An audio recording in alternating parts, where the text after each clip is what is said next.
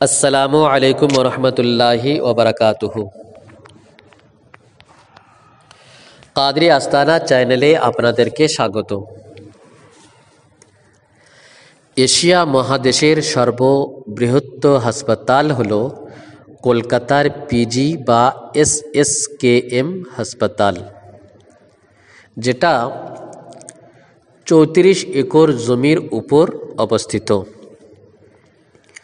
1960 সালে দিল্লি সম্রাটের সনদ পেয়ে East India company Kalikata, Sutanuti ও গোবিন্দপুর এই 3টি গ্রাম নিয়ে আধুনিক কলকাতার সূচনা করে।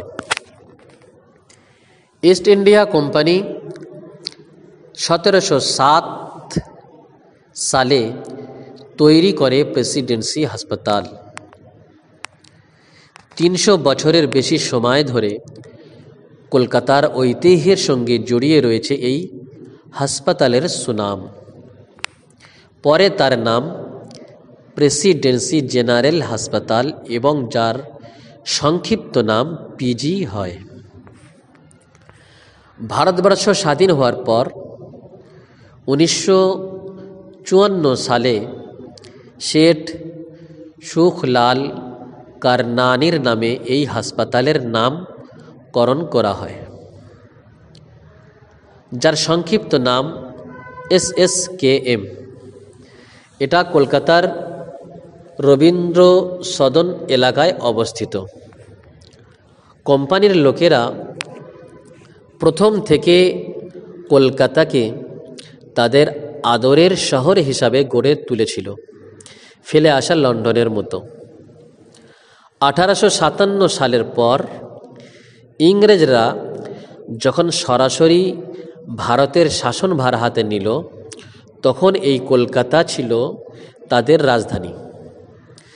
ইংরেজরা তাদের সুবিধার জন্য একের পর এক গড়ে তুলতে থাকে বিশ্ববিদ্যালয়, কলেজ ইত্যাদি।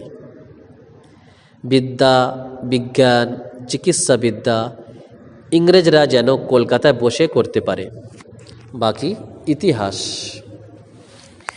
এই হাসপাতাল যখন তৈরি হয়, সেই সময় যে শ্রমিকরা নির্মাণ কাজে যুক্ত ছিল, তাদের মধ্যে এমন একজন ব্যক্তি ছিলেন যিনি আল্লাহওয়ালা।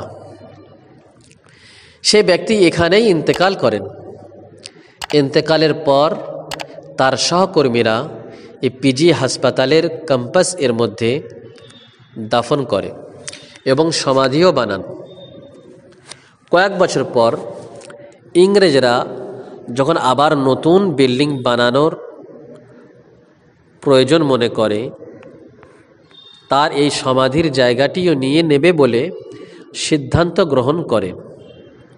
কিন্তু সেই সময় উপস্থিত শ্রমিকরা হাসপাতালের আধিকারিকগণকে অনুরোধ করে জানায় এই সমাধি না ভাঙার জন্য এবং সমাধির জন্য এই জায়গাটি ছেড়ে দিতে।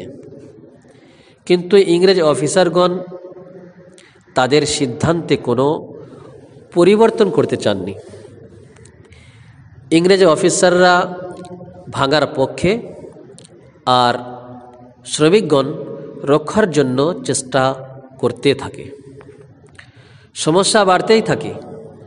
এমন সময় ইংরেজ অফিসাররা বলে, তোমরা এমন কিছু প্রমাণ দাও যেটা প্রমাণ করবে এই সমাধি ভাঙা যাবে না, কিন্তু আজকের মধ্যেই, এবং কোনো প্রমাণ দিতে না পারলে আগামীকাল এই সমাধি ভেঙে দেওয়া হবে।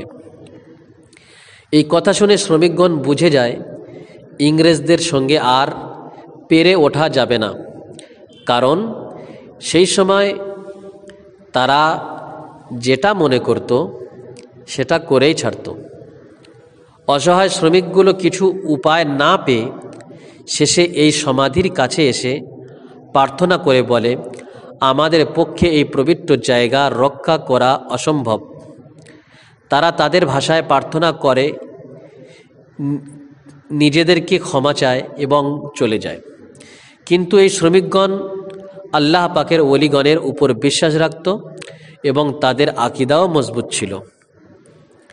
সেই রাতের অন্ধকার শেষ হয়ে যখন ভোরের নতুন আলো ফোটে, তখন এই সমাধি ক্ষেত্রে এমন কারামাত জাহির হয় যেটা সাধারণ মানুষের জ্ঞানের বাইরে ছিল। ইংরেজ থেকে শুরু করে সাধারণ ব্যক্তিগণ পর্যন্ত অবাক হয়ে যায়, এটা সম্ভব হয় কি করে। দেখা যায় কাল পর্যন্ত এই পবিত্র সমাধি ইসলামের নিয়ম অনুযায়ী উত্তর দক্ষিণ দিকে ছিল, আর আজ পশ্চিম পূর্ব দিকে ঘুরে গিয়েছে এবং এই জায়গাতে ভাঙা বা গড়ার কোনো চিহ্নই নেই, যেন এই সমাধি পশ্চিম ও পূর্ব দিক করেই তৈরি করা হয়েছিল।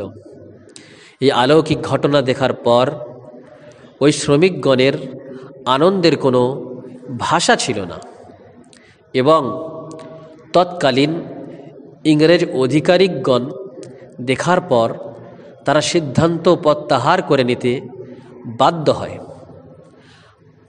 আজও এই মাজার শরীফ অক্ষত অবস্থায় এইভাবে রয়েছে। আমরা যখন উপস্থিত হলাম, মোবাইলের কম্পাসে দেখলাম সত্যি এই কারামাত।